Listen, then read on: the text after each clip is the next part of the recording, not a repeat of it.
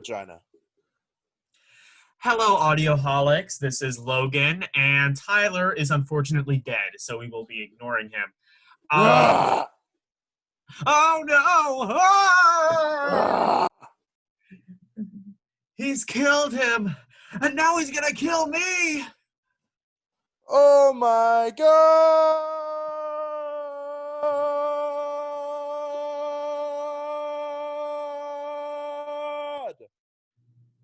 Very nice. Thank you. Serious Held that talk. note longer. Yeah. Well, serious talk though. Tyler has a crappy Windows computer, so his webcam isn't working. Hey, bitch, you have a Windows computer too. Yeah, but we don't talk about that. Anyway, so what are we going to be listening to today, Tyler? We are listening to an album called Warp Riders by the band called The Sword. Yes, that is actually their name, The Sword. You know what I want to do, Tyler? Call our name The Dildo. That's a perfect band name. That's a good idea too, but this is what I want to do. I want to buy I want to buy a Sword CD, and I will keep it on my person at all times until I die, and then I will ask to be buried with it. That way I can officially say that I lived and died by the sword. By the sword, yeah. Dragon Force has a song called that, Die by the Sword. Okay, but Dragon Force sucks. Anyway, moving on. Okay. Moving on. Also, quite literally, I picked this album for the sole reason that it had the lowest score of the two albums that Pitchfork covered. Pitchfork. Okay, so I wanted to cover this band because, so last episode we covered a band that Logan has known basically his entire life. This is a band I've only known for like a few months.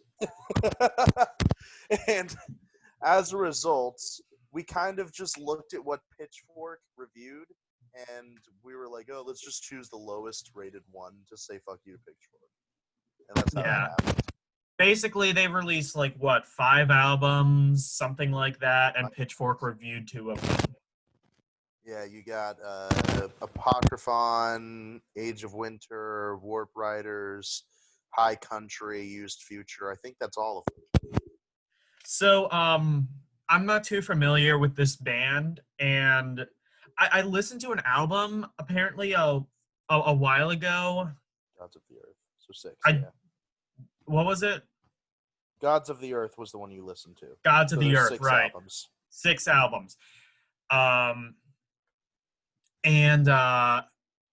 didn't remember them initially, but I was just really curious. So I listened to their latest single, which is actually a cover of She, which was originally done by Kiss. And actually originally, it's not even technically originally a Kiss song either. It's from a band that I think Paul Stanley was in called Wicked Lester. And Kiss basically just recorded it because they needed to find room on an album that they were rushed to do, and that album didn't really become successful until their live album. And there's a bunch of Kiss story I could get into, but yeah, I listened to that and I was like, oh yeah, I remember this band. Yeah, that story wasn't really interesting. No, boring. Anyway, should we listen to this album? Well, let's get into a little bit about who the Sword are. Okay, so the Sword is let's just call them a heavy metal band that is from Austin, Texas.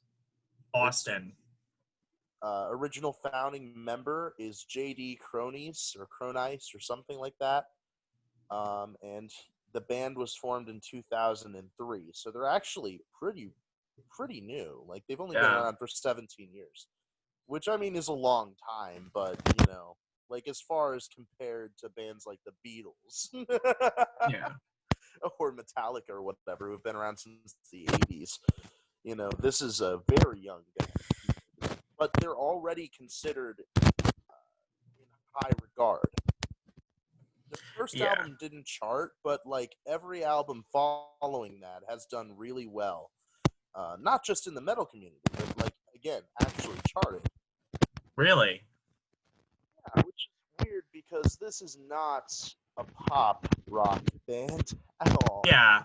They are mostly kind of like doom metal, is what I would describe them as, from what I've heard. It's kind of weird to describe the sort because they have such a diverse discography despite only having 6 albums. Yeah. One we'll be listening to today is, I mean, it's a little doomy, but I would say it more is along the lines of heavy metal. Yeah. So let's talk about the actual album.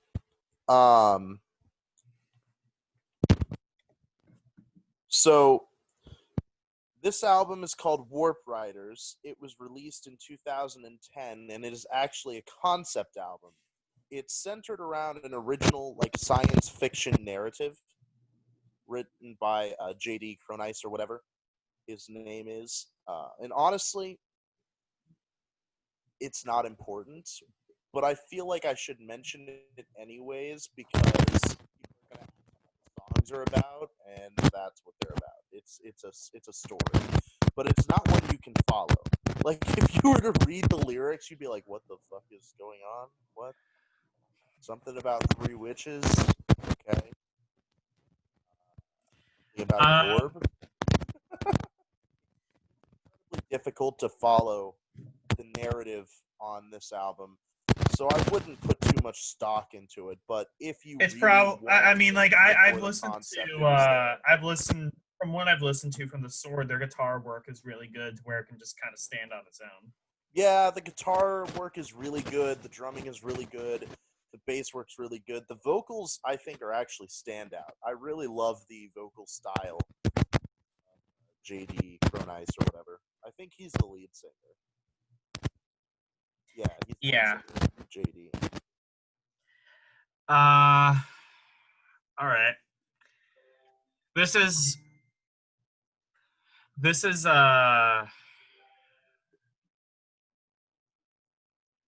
anyway. So is that it? Should we like get onto the album? Yeah, I think we should just go right into it.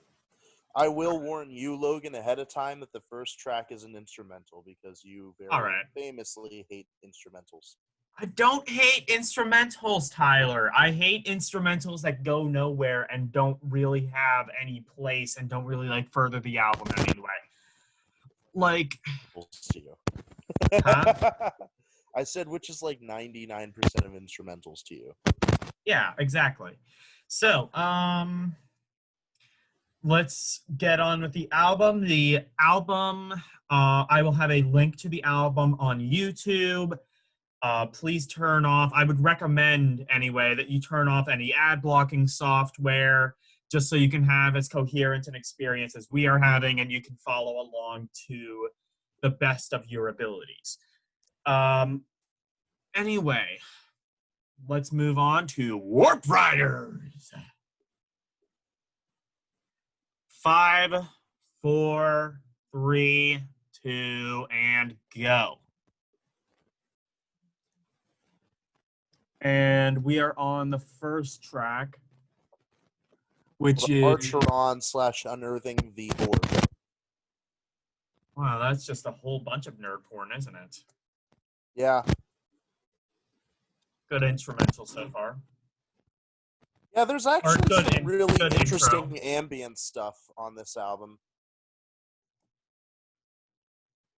I think they go later into using that side of the band in Used Future. Yeah. Which is more of like a regular like rock direction than this album, which is more metal.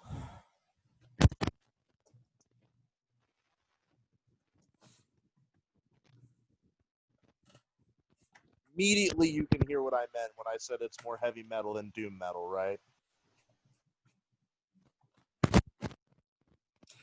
Yeah. This kind of reminds me of Battery by Metallica. Yeah, a little bit. There's definitely some thrash influence in there. Yeah. I love the lead guitar on this track. The tone is I'm just gonna fillet this record just so you guys know. Last time was Logan's time to gush over the Beatles and Abbey Road. This time's all me. This is a fucking good guitar tone, Puddle of Mud. Take notes. Okay.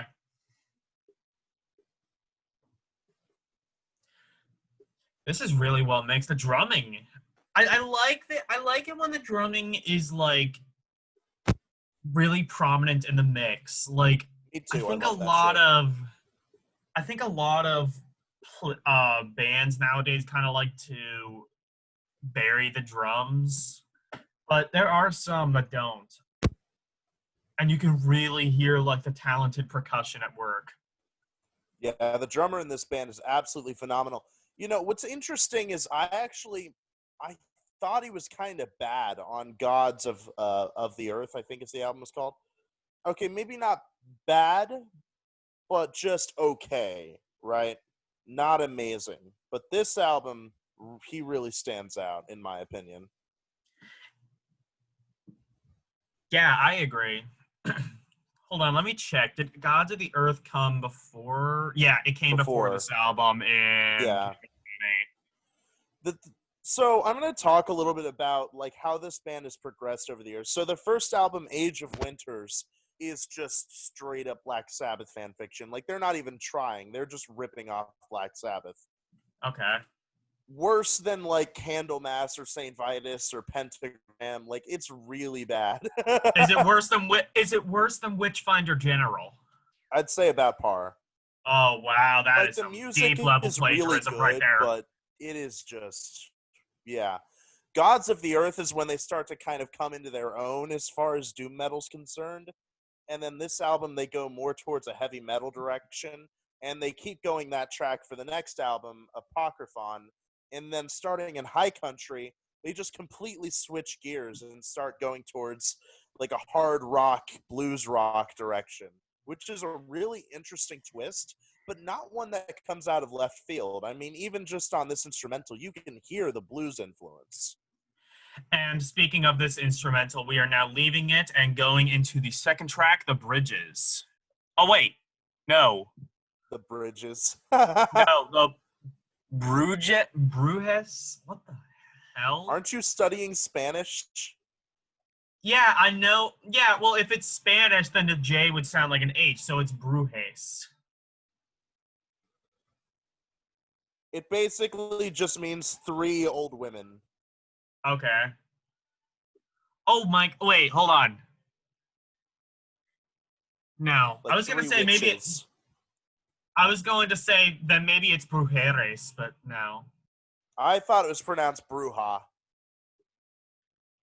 Well, it's a U, I think. So, or no, it's Brujes, right? Tresbrujas. Oh, then it is Brujas.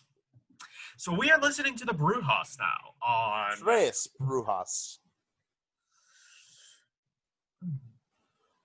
We are listening to the Brujas now on radio station KRAP on the.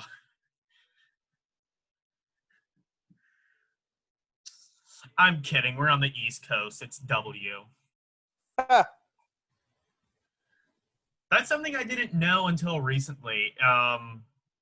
Except there are some exceptions apparently, but for the most part, most radio stations on the East Coast of the United States begin with W, and most radio stations on the West Coast are K. Really?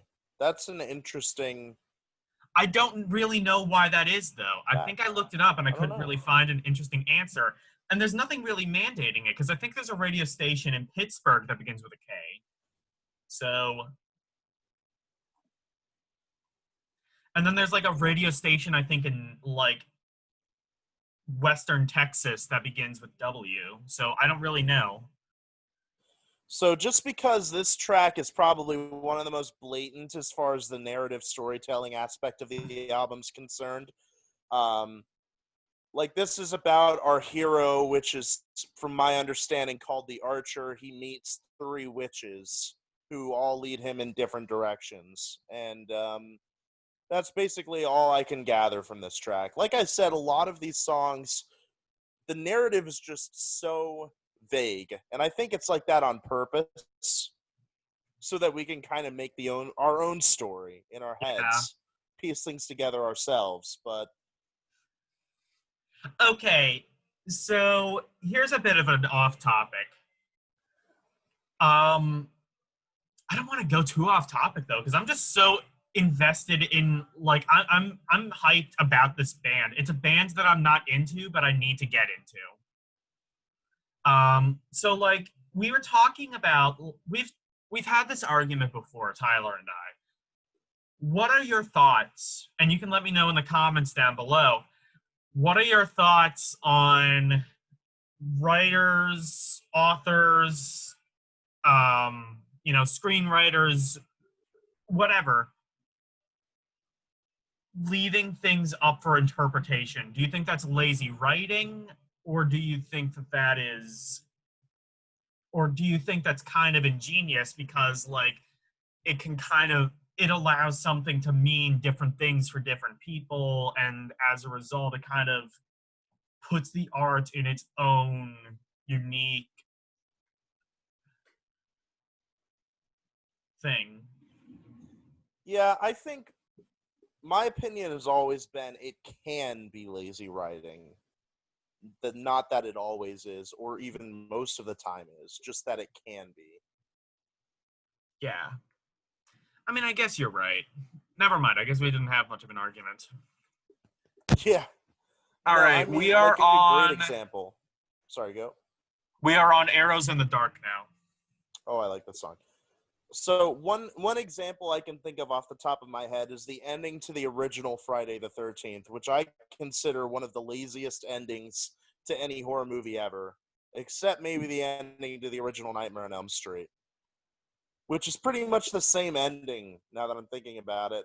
Do you But the think they were like difference is, anticipating? Do you think they were just leaving it like on a cliffhanger just because they anticipated that they were going to make sequels? yes, but that's kind of my point, is like a lot of the time when it's lazy writing, it's just sequel baiting. Yeah, They're I guess leaving you're it right. open to interpretation because they want to leave it open to maybe having sequels. Halloween did that too. Yeah. Yeah, but I think Halloween was justified because, like, they said throughout the entire movie, you can't kill the boogeyman over and over. They beat it in your skull. So, of course, it would make no sense if they could kill the boogeyman at the end of the movie, Yeah. you know?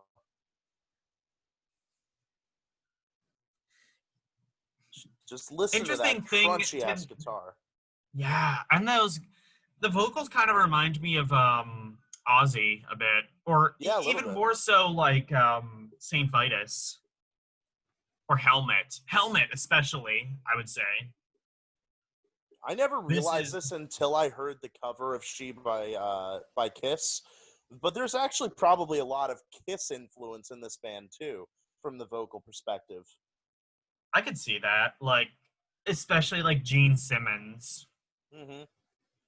because like Gene Simmons sort of had like the more gravelly voice.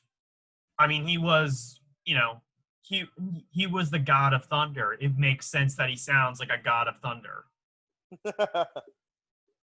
He should sound like that dude who did the "I see trees of green." Should sound like that guy. Louis Armstrong. Yeah, Yeah. we need, you know what? We need Armstrong core. Get on that. Well, the only way you can have Armstrong core is if your lead Swing vocalist core. smoked for 40 years.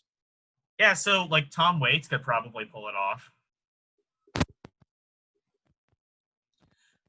Serious talk though, I've been like going through the Rolling Stones top 500, as I've probably alluded to before. And most recently I've been listening to Tom Waits I'm gonna have to look up. Oh wait, no, I can't look on my iPad because I'm listening to this. But it's a Tom Waits album from 1999, and I'm going to have to play it on the podcast at some point because it's just so basically how Tom Waits started. He started kind of like doing singer-songwriter stuff, and over the years he became more and more sort of avant-garde with like sort of unique instruments, and he almost evolved into like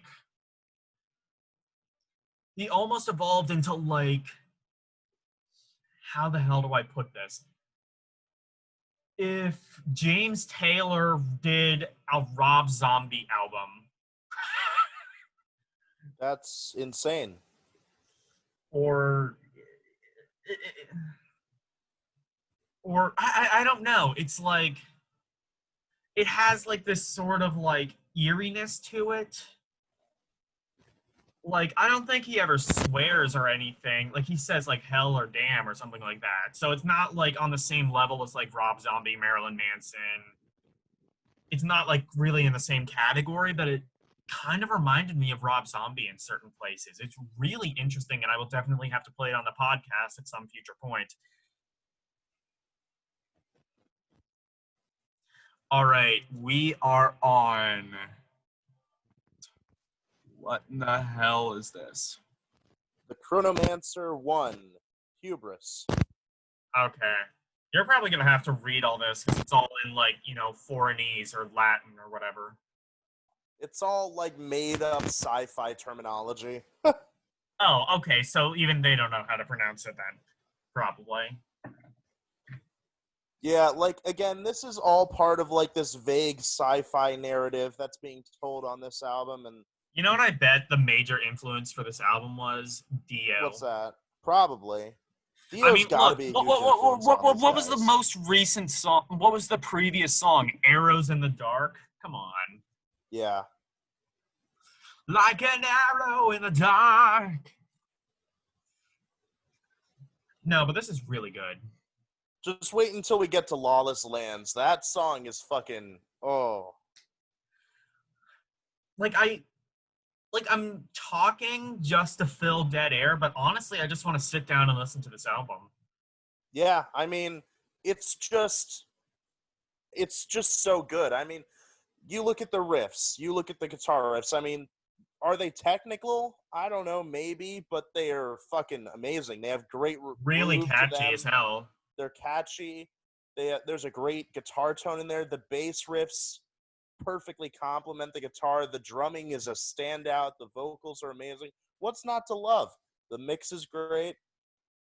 The only criticism I could think of is the vague narrative, but we were just talking about how that is a positive to a lot of people, myself included. Yeah, so with all of that said, I'm going to have to give this album a 0 out of 10. Now, I'm going to reserve judgment until the end. I don't really have enough to say that. I mean, obviously, you've listened to this album 40 billion times, so you can already yeah. One of the reasons I wanted to cover this album is just because it's one of those albums that from the first time I heard it, it just clicked with me immediately.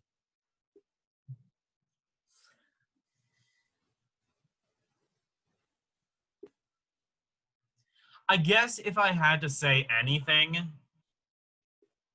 I guess it's not really like as catchy as like some of their grandfathers, some of their influences. Like, like I'm more likely to remember a Black Sabbath song or a Kiss song or a Blue Oyster Cult song than a song by The Sword. And that's not necessarily a bad thing. I mean, like, Sword doesn't, like you said, they've only been around since 2003. They don't even have that, they haven't had that much time yet to really see if they can stand the test of time. And I think that maybe they could, but I don't really know about that. Honestly, I have no idea. I think that it'll either go one of two directions. Either the Sword is going to continue going down this like hard rock route and eventually just go off the deep end and become terrible, or they won't and they'll become amazing, even more so than they already are, and they'll become a house name. What if they become bitten by the Imagine Dragon? Oh, imagine like Dragon. Mania Dragon. the Sword. Huh? For those of you who don't know, I'm talking about Mania by Fall Out Boy, which is, in my opinion, the worst electronic record I've ever heard. Yeah, Fall Out Boy made an electronic record. Shouldn't surprise you at this point. Yeah. No, I would agree with you, but I think, again, that's something that's by design. Like, Sword melodies are kind of catchy, but they're not paranoid, and I think they're designed to be like that on purpose. There's no choruses, like in almost any Sword song. There's one in Trey's Bruja, and I think there's one on like one other song on this album. Barely any choruses. Yeah. This song has no choruses. I can't remember I think Lawless Lands might have a chorus. Well, if you're saying like the earlier stuff is sort of Sabbath fan fiction, then maybe I might need to like go back and check that out because maybe I might personally get more out of it. I'm not saying this album is bad. I'm not saying that at all. It's really, really good. I just don't know if, unless there's like something that really, really pops out later in the album, I don't see myself remembering this in the near future. Really? I will remember, you know what? No, I will remember having a good time with this album, but I would not really be able to remember anything specific about it other than I liked it. I guess that's fair. Like, I would definitely give it a high praise as of right now. Like, if the album ended right here, I would give it like maybe a 7 or an 8 out of 10. What really draws it back in your mind, other than like the lack of catchy hooks?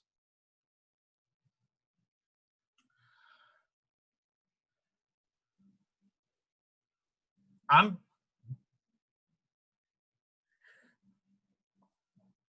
I don't know. Like I think like maybe its tendency to kind of drag a bit. I Um, could see that. like some records can kind of get away with that. I don't think that this one can. I don't the riffs are really, really good, but I don't think they are good enough to be repeated as much as they are.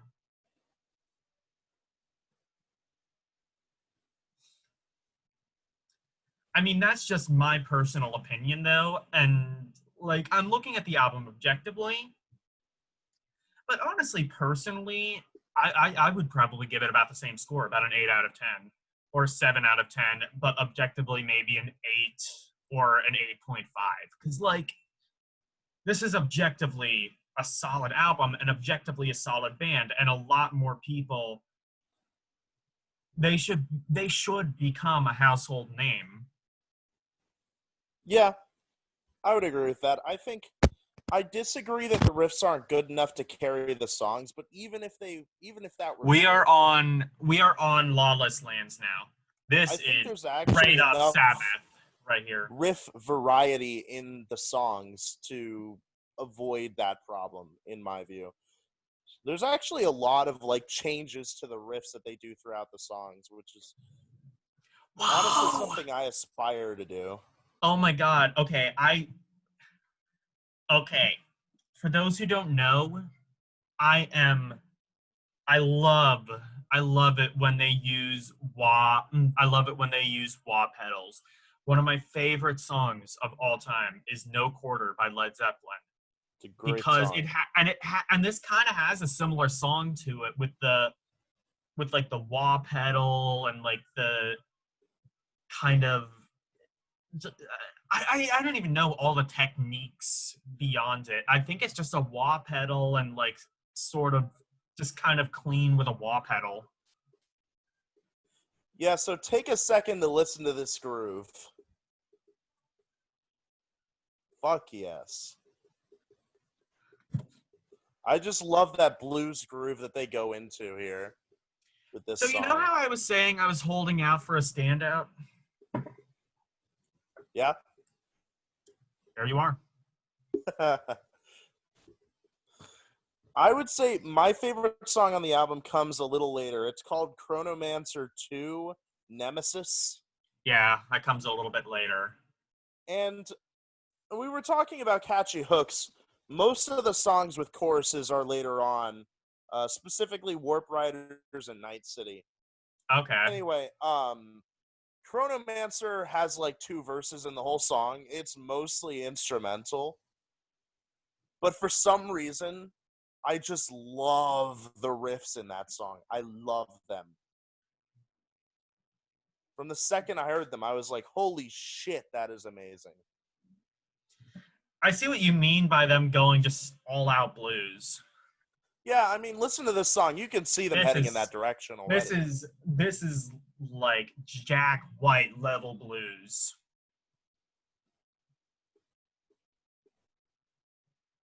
Except, unlike Jack White, this is actually good blues.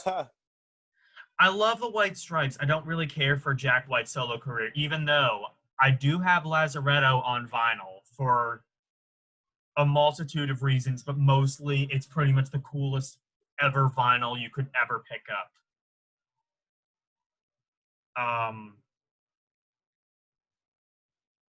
Like it has like it's called an ultra vinyl, and I'm not gonna like sit here and like talk about every single thing that makes it an ultra vinyl. Look up Jack White Lazaretto vinyl. It is indeed worthy. It's basically like how you have like a telephone and then you have an iPhone. You have a vinyl and you have a super vinyl, and Lazaretto is a super vinyl.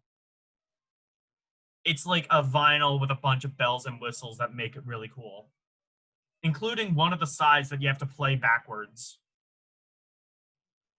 But like you don't like spin the turntable backwards. You like put the needle at the end of the track,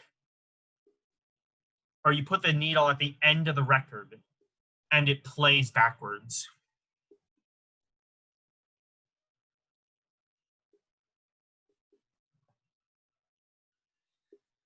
Yeah, this track is really good. Yeah, that solo is just mwah, Yeah. amazing.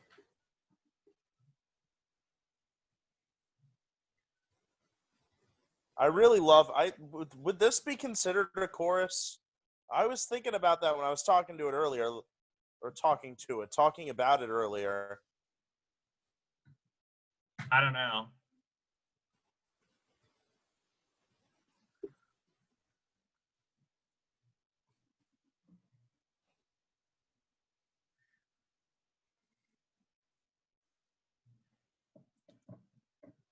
Because, like, normally, what do you define as a chorus? Like a repeated melody and vocal lyrical line, right? Yeah, I would say like Because that does not exist in this track. yeah. But there are repeated melodies. But then again, verses have repeated melodies most of the You time. could So it's have like a usually. chord. I guess you could have like call it like a chorus riff. Yeah, I don't know. And I don't again, know. that's one of the things I like about this album. It's just the lack of choruses. The band never wanted to be poppy. In fact, Yeah. most of the members actually had bands before the Sword, and the one who founded it, JD, actually quit his previous band, which was extremely inspired by Led Zeppelin, because in his own words, it wasn't heavy enough. I could totally see something like this in the style of Led Zeppelin working. You'd have to I don't know if that band is on Spotify or if it ever went anywhere, but I don't know. I've never heard it myself. we are on what is it? Astria's Dream. Yeah. Okay. See, like, this is what I'm talking about. Listen to that, like, really atmospheric intro to this song. Yeah. The Sword really flexing their atmospheric chops. Crunch. I love this. The bass line too. Well, God.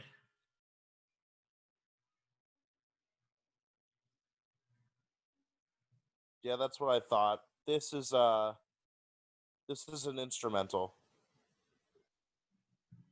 Well, this is a good instrumental. This is a whoa! What the hell?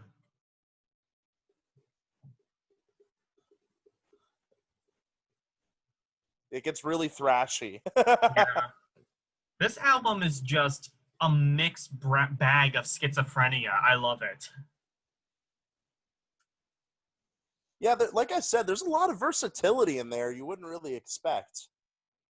One thing, so we were actually reading the Pitchfork review of this album before we came on the podcast, and we decided we weren't really going to talk about it much because it wasn't that interesting. But one thing Pitchfork said is that this album all sounds the same. How can Like, you make that claim? yeah, exactly. I like honestly, like it can't just be snobbiness. Like, have they just never listened to the albums that they review? Are they I just, don't or do they know. listen to like half of the album and it's just like, I have a good okay, I can actually kind of speak to some degree of authority because I used to review bands, albums, kind of hype them up, and I listened to, granted, I'm not, I was never part of a huge website like Pitchfork or, Loudwire or anything like that, but I've reviewed albums. You have to you have to always assume that there's like a last minute surprise.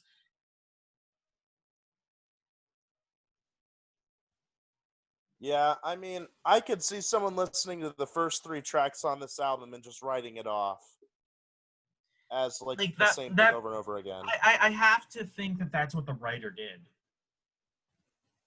There's a sincere possibility for sure. I mean, you Yeah. can't have gotten to Lawless Lands and think everything sounds the same. You just can't have. So We we are are now on the on warp the we Warp are on the Warp Riders. Riders now, the title track. And by the way, can we just take a second to look at that album art? I don't even know what that is. It's like a Huh? spaceship All I away know from is an I don't want asteroid or something. all I know, I don't want one swimming up my ass. That's for damn sure. Or Seriously, it's awesome. you really do not want to pass that Yeah, kidney exactly. stone. Kaboom. See, that's one of the hooks I was talking about. Yeah. 1,000 years in the blink of an eye.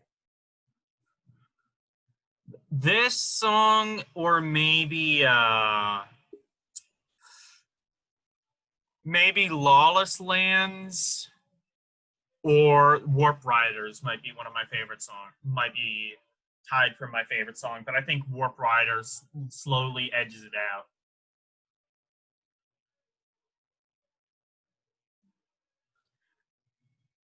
You know what? No, Lawless Lands, because like I think that Lawless Lands might be a little bit more original, whereas this kind of sounds a little bit more like they're going back to their roots of like Sabbath fan fiction.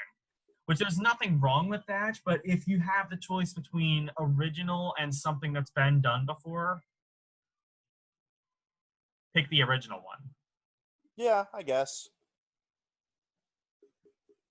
Like I mean, this if you isn't want to go even all like, Pete Townsend on it, everything's been done before. well, But yeah, everything's been done before, but I'm saying like Lawless Lands I think sounds a little bit more original. yeah. One of the things that's interesting about the Sword, and that I noticed immediately when I started listening to them, is that despite despite them being more in the genre of doom metal in their early days, or blues metal in their later days, or heavy metal in this album and the next one, you know it's the Sword when you listen to just the riffs, just the drums. You don't even have to hear vocals, and you know it's them because of the tone, because of the mixing. I can't think of a band like that. Not a Yeah. single one. So, what, that have like a distinctive sound? Yeah, like this just distinctive feel, I would You say, can't more think of so than another band sound. that has a distinctive sound. Feel. Like, you can just listen to 2 seconds of this and know immediately that it's the Sword, if you're familiar with them. I mean, I But you could do can't do that with that like with a million Metallica bands. or the Beatles or... Yes, I can. Yes, I can. No, I don't think so, because, like, there are Metallica songs. There are so many bands that have songs that sound like Metallica songs. Maybe, Slayer, maybe Anthrax. Metallica, but like nothing really sounds exactly like the Beatles. Even the bands that try to sound like the Beatles. Like I can tell the difference between the Beatles and Oasis. I mean, sure, but if you had never heard Come Together and you listen to that next to a song like I don't know, like a Vampire Weekend song off of their new record, I mean, it doesn't sound that much No, different. It no, really no, it doesn't. does. No, it does. No, it does. I don't think it does, because you I have think all you're just these wrong. different instruments going on at once. They don't have a But distinctive Paul feel to them. McCartney's voice is distinctive enough to where it gives it away. Right, but that's what I'm saying. I'm talking about like a distinctive feel with the sound rather than a sound. I don't know how to describe that. Okay, by the way, we're on Night City now. All right. Um, So think about, like, when you listen to Beethoven, Moonlight Sonata, how does that song make you feel? yeah, Right? I guess That's you're kind of what right. I'm saying. I see what you're saying now. You're right. Nobody kind of in that I've heard has such a distinctive feel to their music. Like it brings about a unique emotion. Yeah. I see. So back to Abbey Road as you were talking about it. So something I would like to clarify. Now, going back to our podcast on Abbey Road, which is on our channel. I highly recommend you check it out. But you kind of said that it sounds disjointed. And my argument is that maybe you're right, but that variety gives it more universal appeal. So why is variety a good thing on the Sword, but not with the Beatles' Abbey Road? Okay, so I think there's a difference between variety and just throwing random darts in random directions. You know, like the Beatles, almost every other song sounds completely different. You know, like if you put a different band in the room, but you had everything else stay the same lyrics, the vocal lines, the instrumentals, whatever, they would sound like two completely different bands, So do you think that the even though Beatles they're should have both written by the Beatles. do you think that the Beatles should have just stayed a boy band? No, but what I'm saying is, like, the Beatles don't have a sound. Yeah. I mean, again, though, my argument is that, like, I think if they would have continued, like, if you want consistency, listen to their first maybe 4 or 5 albums. And if you want kind of that diverse variety, listen to Sergeant Pepper, listen to Magical Mystery Tour, Magical Mystery Tour. I'd I say that's literally more just found poppy. I literally just found this out today. Magical Mystery Tour was released in the United Kingdom as an EP, and they released it as an album in the United States, but added 5 more tracks. Oh, And you really? would never have known that. And that's because, like the Beatles, like you said, the Beatles never really had a sound. And apart from their one concept album, there's no like, and really the only concept to that album is just we have a fictional band. Let's do it in the style of said fictional band. It's not like a narrative or anything. You know what I mean? Like, like Yeah, it's just kind of like a loose concept. But yeah. yeah. Yeah, but that's basically my point. Like, you could put blues rock sword and doom metal sword together, and it still sounds like the sword. But you put Come Together next to Helter Skelter, and it sounds like two completely different bands. We're now on Chronomancer 2, Nemesis, my personal favorite song on the album. Ooh, Nemesis, my favorite arcade game. Listen to that fucking, like, I don't know what, that's probably like a Phrygian riff. This is almost like stoner metal. That's the heaviest fucking riff on this album. Hell yeah. I am 100. I guess I see what you mean, but I think an album it's sort of a it's sort of a factor, I think, of how albums were just made back in the 1960s. Albums, for the most part, didn't really have like any kind of coherent sound.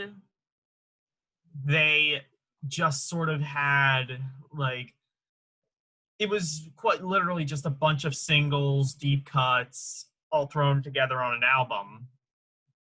Right. And actually, the Beatles are kind of the ones that changed that with Sgt. Pepper, and then you had like rock operas like The Who's Tommy, and Pink Floyd Dark Side of the Moon was a huge concept album that sort of paved the way for albums having a coherent sound. Yeah. I guess I don't disagree with you, but I don't know. Like, personally, that's the reason I don't really love a lot of Beatles albums, just because, like, a vast majority of the album I don't find is up my alley. Yeah. And I mean, that's your opinion. Yeah. This is a And good. Is this all an instrumental? Nope. Oh, Fucking okay. love this riff. Mm. This might actually be my favorite song on the album, too, so far. It's just so heavy. So heavy, dude. I literally, the avatar that I have, the face I'm making on that picture is what I make the entirety of this song. Yes. Death to all but metal. Speaking of Steel Panther, their most recent album is garbage. I think I literally laughed harder at 9/11, and I was barely conscious at that point. I think, honestly, they're just kind of running out of clever jokes to tell. And then if you really think about it, like, was Steel Panther all that clever to begin with? That's kind of like what I was thinking. So I watched Scary Movie the other day. And a lot of the movie I think is like, yeah, this might have been good in like 2002 or whenever the movie came out. But it's not so much like, it's not that it's offensive. It's more so that like that style of humor has just been done to death so many times. And I feel the same way with Steel Panther to a point where it's not funny anymore. I think And Steel Panther just has too many albums. But and my basic also opinion is, like, and yeah, the also comedy may not be up to snuff, but the music is still really good. In my opinion, I think Steel Panther doesn't just make funny music; they make good music, like actual decent hair metal. I guess, but like I would say that and like you kind of have hacky comedians like Sarah Silverman or who was that girl that like had her career ended because she like took a picture with Trump's severed head or something weird like that. Like, hacky comedians like that have ruined that style of, sexual comedy. Yeah. I mean, by the time Amy Schumer made her 200,000th vagina joke, I was That's who done. it was. That's who it was.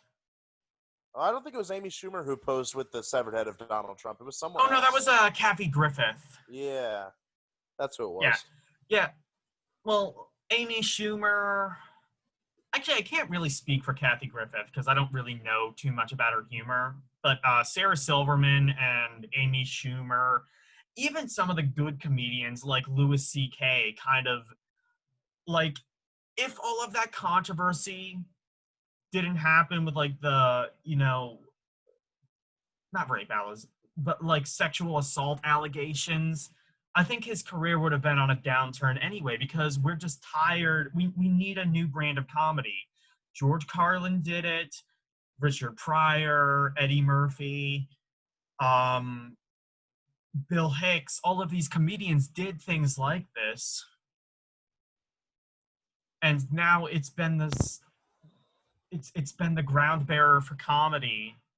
I would say that the best comedians of our generation are Bill Burr and Bo Burnham. I hate Bill Burnham, but that's your opinion.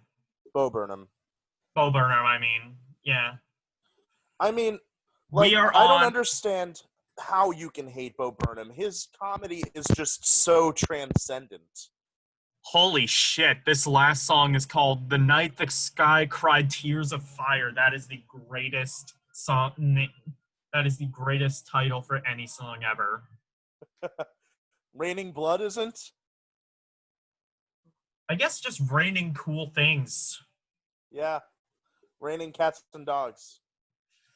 Well, there's the video game Heavy Rain. That was pretty badass. Yeah, yeah. This is a really good song, too. It's a decent closer, yeah. Yeah. So overall, I said 8 or 8.5 out of 10. I'm going to increase it to a 9 out of 10. I think the album kind of like slogs a bit in certain places. It kind of like, you know what I mean? Like,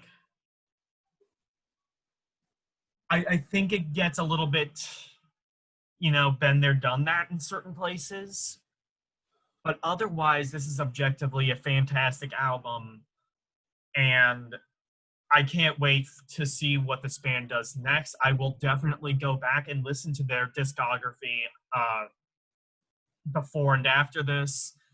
I can officially say that maybe I'm not exactly a fan right now, but I definitely will be. Well, that's a good thing as far as I'm concerned. Yeah. I mean, like, even if you only like a particular era of the band, you know? Yeah. Personally, I can understand the opinion that certain parts of this album might drag a little bit. I personally think that the entire album feels right on pace. I don't feel like it drags. I don't feel like it's too short. I think it feels pretty much just right. I'm not saying it's too short or too long. I'm just saying certain parts could be cut just a few seconds and you would not lose anything in the album, and in fact it might make it better. Maybe you're right, but don't fix what isn't broken, you know? Because if you try, you might make it worse. I guess you're right. I mean, I guess the fact that it's a 9 out of 10. It's still a really good score. I guess it could definitely be worse. Yeah, but like a great example, everybody shits on Pokemon for being the same thing over and over again. Well, they actually tried to change it, and it's just terrible now. Exactly. I mean, change can be a good thing. I mean, like, Mario Odyssey is something completely different, and that's one of my favorite video games of all time that has nothing Persona related anywhere near the name. But then you have things like Breath of the Wild, which is very controversial. Some people like it, some people don't like it. But, you know, it definitely kind of obliterates a lot of the hardcore fans. Yeah. Or at least some degree of the hardcore fans. And that's why you need to do change, but it's so difficult because it's so easy to just alienate your fan base by doing something different. But Yeah. your fan base can also be alienated if you just do the same thing over and over again. Like Pokemon, up until I think Pokemon Go, Pokemon since the early 2000s has kind of been on a steady decline. And then Pokemon Go kind of brought that back into the spotlight. And then alongside that, the new Pokemon games on the Switch are also really, really popular. Though they're not very good. Are they not? Not very well received, no. Are you serious? Yeah, like a lot of people think not Sun and Moon, Sword and Shield is actually the worst Pokemon game that has ever been made. Really? I Yeah. was thinking of buying it, actually. I was thinking of buying one of them if they go on sale, but because Brooke played the hell out of that game. I mean, it's still a Pokemon game, but that's basically the consensus from what I understand. Yeah. I All think right, so that's the album. all right. Wait, no, there's still more. It's just an outro. Okay. So we can pretty much wrap it up now. Like I Yeah. said, my basic opinion is that this album is a 10 out of 10 album. But let me add to what we were saying earlier. Change is good. If the Sword had made this album 6 times, I would probably listen to it, but it would only have this profound effect on me once. And every album after it would be, 8 out of 10, 7 out of 10. Oh, come on, again, 6 out of 10. It's good that they change so often, I think, because you have bands like Metallica who release the same album over and over again and then go pop. Or you have bands like Disturbed who have never changed, and then they try to go acoustic and it's shit, So it's kind of damned if you do, damned if you don't. But if you're going to be a band that's long lasting, you have to change eventually. Yeah. And it just kind of depends on change can save or ruin your career. I mean, Exactly. Metallica made the decision to go pop. It saved their career and it made them a lot bigger than they ended up being. Then they tried to do a new metal album and it tanked their career. Then they Pretty went much. back. Then they just went back to doing the exact same thing they were doing because Metallica fans are, they're afraid of change. They're boomers. I mean, we'll get to this in the next podcast, which spoilers is going to be S&M. Okay. And the reason I've chosen that one, this is my choice, is because everyone expects us to cover Ride the Lightning and Master Puppets. I don't want to cover the album everyone expects, but I also don't want to listen to Saint Anger. So we're listening to S&M, and if you don't like it, don't listen to it. Fuck you. I don't like it. Okay, so I propose we listen to Lulu. I never really liked Kill 'Em All. Controversial opinion. I appreciate it, but I never really enjoyed it much. I love the Four Horsemen. Seek and Destroy is a classic. Other than that, not really my preference. I think Ride the Lightning does everything that album did better, and the original album, Kill 'Em All, is basically just Megadeth light without Dave Mustaine on vocals. Because he wrote most of the songs, if you didn't know. So, I've never really liked that album, but I went back and I listened to it recently because I'm learning Seek and Destroy on guitar. And I gotta say, I think I might have been really unfair to it. I think you should go back and listen to it again. Anyone who hasn't heard that album in a long time, go back and listen to it again with an open mind.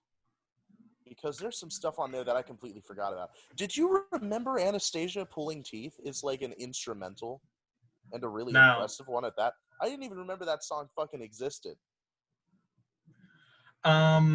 I mean, I'll get to my opinions on Kill 'Em All in the next podcast, but my basic opinion is that I don't love that album. I like certain songs off of that album, but I more so like that album exists more than Yeah. anything. Yeah, I mean, I don't want to go too much into that discussion, but I felt like I wanted to say something because Yeah. I feel like I've been really unfair to that album over the years. Maybe not publicly, but yeah. Yo, Dre, I So- got something to say. When are we going to cover an Eminem album? That's going to be interesting. Oh. I mean, any rap album for that matter is going to be interesting. No, Tyler, we shouldn't do that. We might get demonetized. We could listen to the censored version. Body Oh, Count's a Body Count. decent, We need to listen to Body Count as well. We do. All right, well, I'm just going to close out my thoughts by saying I don't know if we'll cover a Sword album on this podcast again. If we do, it'll probably be a new album if it comes out. It won't come out anytime soon. Yeah. But for those of you who have listened to this podcast and are still around and you liked this album, go back and listen to their older stuff. Listen to Gods of the Earth, listen to Apocrypha, and please, please, please check out their newer stuff too, because it honestly will blow you away how good it is. You wouldn't expect it to be, but it is. Everything. Oh, and fun fact, their next album, which is called High Country, they did an acoustic version of it called Low Country. Check that out also. It's really fucking Oh, good. is that what that is? Okay. It's really fucking good. All right, I'm done.